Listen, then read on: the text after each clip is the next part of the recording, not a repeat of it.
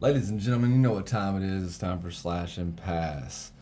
Or slash or pass. I'll Yeah, get it can't right do both. eventually. Yeah. I don't know.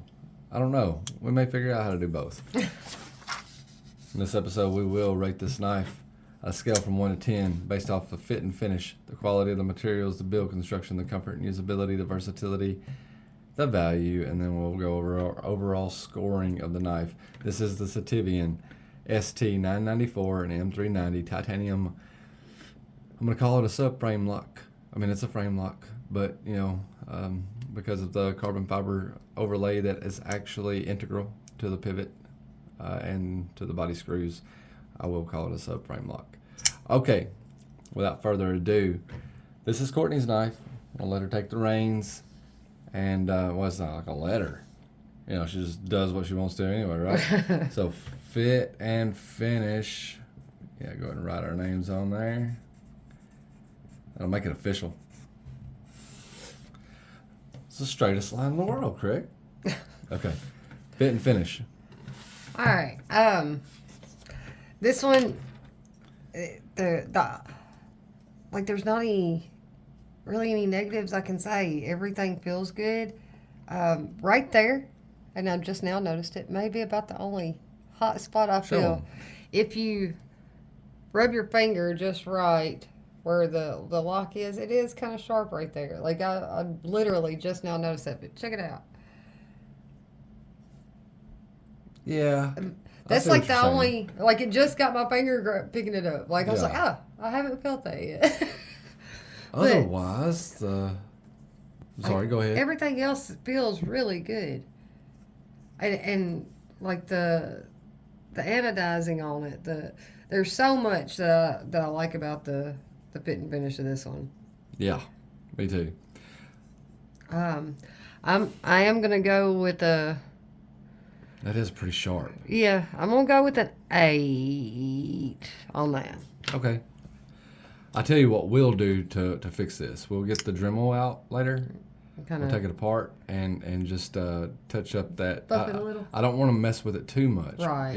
But I'll knock that corner off, or I'll knock that corner down.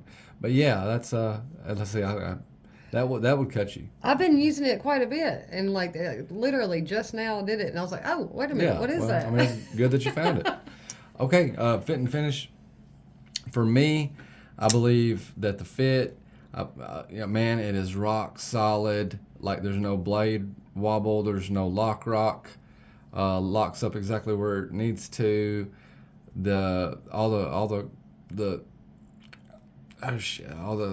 edges have been chamfered nice. There's no hot spots anywhere on the knife except for what she just found. Everything is just nice and smooth, except for that little area right there. The only other hot spots on the knife are the parts that are supposed to be hot, and that's the edge, right? Mm-hmm. And yeah, I like the grind work they did. It's machined, but not like a custom type of grind or anything, or a hand ground, but for what it is, what they were shooting for, I believe they nailed exactly what they wanted, and they passed it on to us. I've got no complaints, man. I have no issues whatsoever. And I love the color scheme. Like they did really well with the Yeah. overall fit and finish of this one. I'm gonna go with an 8 as well.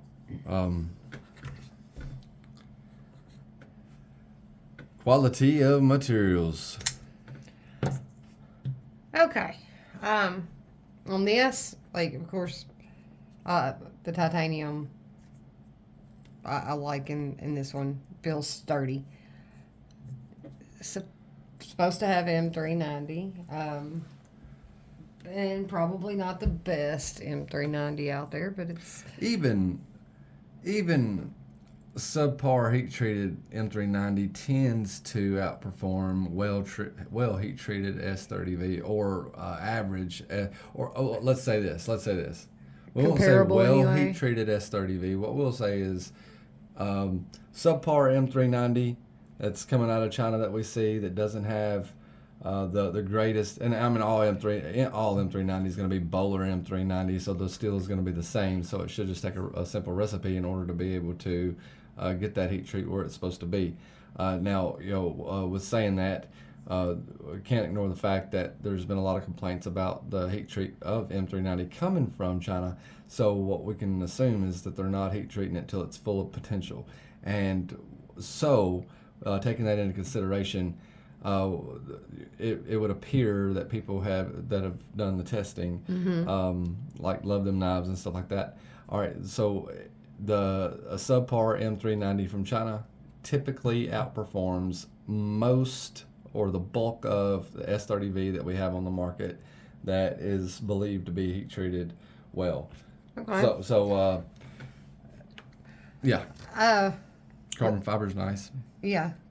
And the anodized hardware and all, like, I'm gonna say a 9 on this. Yeah. Like, I feel they did good, and I can't speak for how well the actual M390 is because we don't have a means of testing that. So based off what I do know about this knife. Right. Okay. The quality of materials, like we mentioned with the Spartan Acrobus, this is going to be a 2023 knife or maybe a late 2022 knife. I'm not exactly sure when it hit the market, but it hasn't been out for like an extremely long amount of time. But okay, there is other stuff available, zirconium and mochatai and stuff like that. I think at this price point, I give it a 10. But overall, as far as the quality of the materials go, there are materials out there that are more desirable now. Now, for me, titanium and carbon fiber, I'm good with. Yeah. That's if it's just all titanium and didn't have the carbon fiber, I'd be okay with that too. Mm-hmm. I'm a sucker for I titanium. do like the way the carbon fiber does add some girth, rounding and contour there. Oh yeah. And it's not completely flush, so it doesn't give the appearance that it's supposed to be completely flush either. Like it's pretty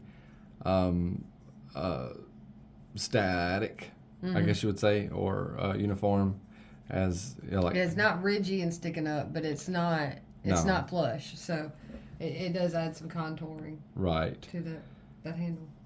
Okay, on my quality of materials, I'm gonna go with an 8. Just because other materials are available. Build construction, go ahead.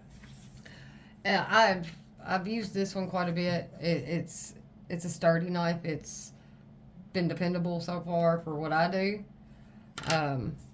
There hasn't been any issues. Like, it's not one that I fail easily. It's just smooth. It's built well. It functions smoothly. I can't find anything really wrong with it, so I'm gonna say 9 on that. Okay, all right. Like, I've been really impressed with this one. Honestly, man, we had it apart. If you watched the last video, in the deep, you saw us take it apart. We put it back together. It literally took no time, to put it back together. I think the build design is actually, or the build construction is pretty genius. It's got washers, and it's got Cage ball bearings. So like the ball bearings are making contact with the blade, and the washers are on the outside of those ball bearings. Makes an incredibly smooth action. Mm-hmm. Now I like the way Shane Gable says it. Action's only worth $30, but you can get a lot of knives that don't have great action, and this one does. This one you have to be careful with. Build construction, I think also the fact that they used, it has very minimal body screws, with this one actually being pretty much the only one. That's and you got this, the pivot, and then you got the pocket clip on the other side, and the pocket clip does screw into the back spacer as we saw when we took it apart, and I think that's pretty genius. There's not a lot of extras, and what I mean by that, man, is like if you've ever taken a Ontario Rat number 1 apart, maybe even a Rat number 2 as well. Don't remember. Where's that knife at? Do you have the rat? It's over there with you. Okay. Right there. Yeah, I mean, like, you got 5 body screws on one side for the rat number 1. You got 4 body screws on one side for the rat number 2. You got the pivot, and then you got, like, so if you want to take this all the way apart, man, you got 5 standoffs, dude. Yeah, you got 5 standoffs, 3 pocket clip screws. Like, so as far as build construction, man, I'm gonna grab this. I'm gonna have to gravitate, to a 9 on this because I just it's solid as a rock and it's minimal hardware. Mm-hmm. All right, comfort and usability.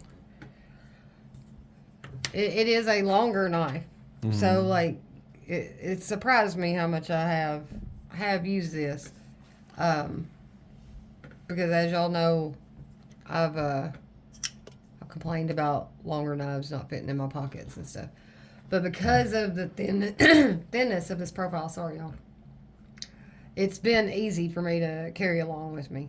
It's not long and bulky. It has done every task I've used it for. So I'm gonna go an 8 for usability and comfort.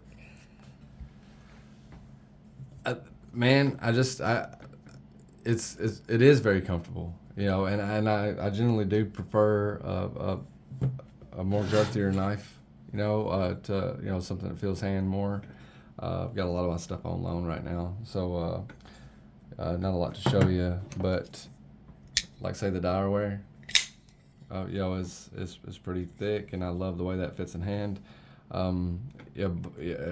Whenever I'm able to feel my hand more, it feels like I've got more control, but I don't have any kind of issues with the grip that I get with this knife either.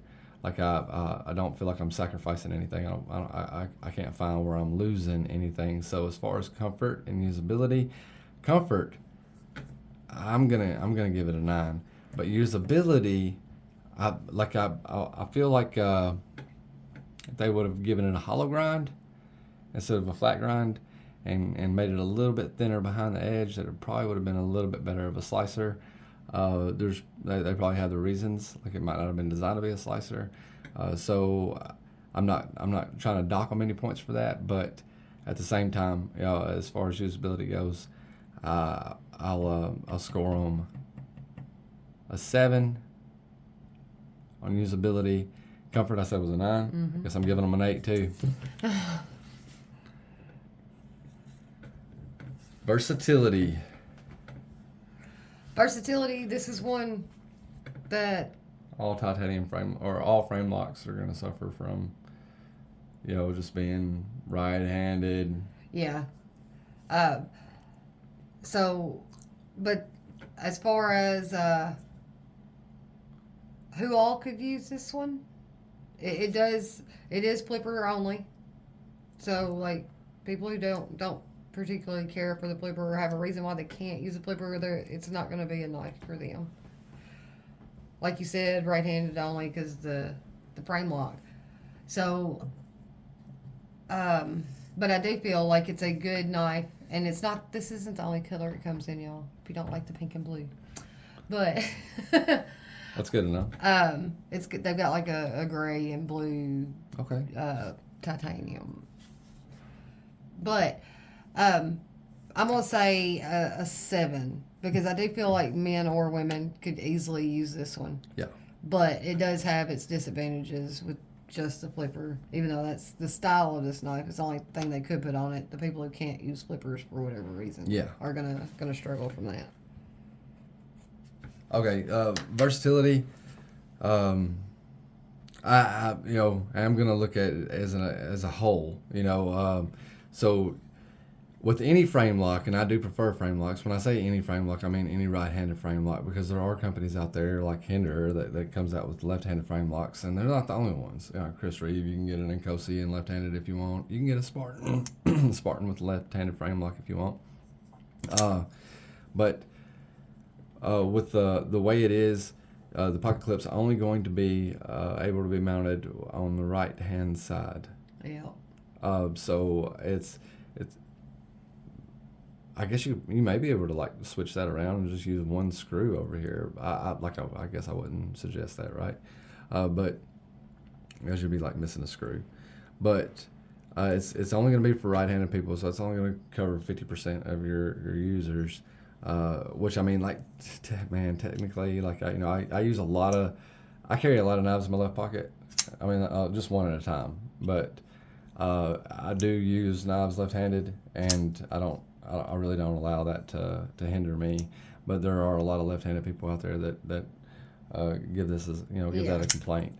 Now, as far as the versatility of the blade, I think it could be way more versatile. I love a good Tanto, I really do. I love Tantos, but Tantos aren't the most versatile blade that you can find. Now, I happen to think that the biggest advantage a drop point has is the fact that it can puncture easier than a clip point. And with a Tanto, you also get that. With most Tantos, you also get that. And with this Tanto, you certainly get that. So it's definitely a versatile blade, but it could be a little bit more versatile. Like if it was a drop point, then that would be, most of your search and rescue knives and stuff like that are going to be drop points and stuff. But regardless, I can't kill it. So like, I think for versatility, I'm going to give it a solid 6, just because it doesn't cater to 100% of the population, and the blade doesn't lend itself to a whole lot of different applications. Right. I mean, for me, I love Tanto. For what I do for a living and stuff like that, I've got no problem with the Tanto. All these packages I've been opening with it. Value. Go ahead.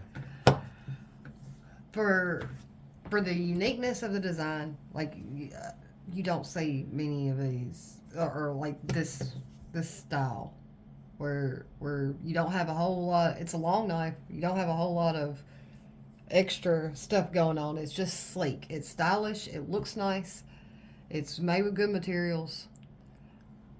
It's hard to complain about $129 for everything you get here. You get a lot of knife for $129. I would say you'd be hard pressed to find a higher value in a knife, period. Especially with all the anodizing, it's phenomenal. I'm gonna have to do 9 on that. I don't give many 10s, but I'm gonna for $129. I'm gonna have to give it a 10, but I think you're getting a lot of value here. And if I knew that the blade was 56 HRC or something to that extent, then that number would go way down. I don't know what the heat treat is, so like I would like to ask permissions really, or to put an asterisk beside my 10. But I'm gonna give the first 10 that I've given on a slasher pass yet.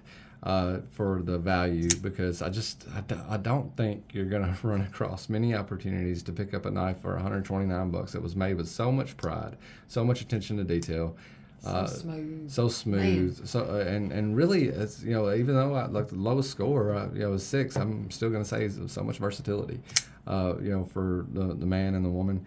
All right, so value, I'm giving a 10. If I find out in the future that the HRC is something stupid, and Courtney has put this knife through some hell. She's used this knife and it's still nice and sharp. Mm-hmm. So like, it's not crap still, that's for sure. She's carried this knife quite a bit over the course of the last month. He keeps it's not finding every it day. all in different places in the house. I do. I found it under the dishwasher the other day. I had it in the kitchen. They must have fell off. Yeah. I was like, okay. But like she has used this knife quite a bit, so I know for a fact it's not going to be junk still. But I don't believe, I don't have any faith in saying that it would be top-notch heat treat either. But I'm either going to come back and eat crow on that, or we'll come back and I don't feel like it's pot metal. No, I don't. I know it's definitely not pot metal. So I'm giving the value a 10. But if we find out that the HRC is something stupid, if we roll the edge or whatever, we will update you in the future on a revisit. But as of right now, that's our scores. Give us a second. Oh, you're already ready? I got that one. Courtney's got an 8.3 out of 10, so while she's adding up, she gave it an 8 for fit and finish. She gave it a 9 for quality of materials. She gave it a 9 for build construction, an 8 for comfort and usability, a 7 for versatility, a 9 for value, with an overall average of 8.3. And I got an 8.1. Mm-hmm. I was so much nicer to the knife than you are. Not there.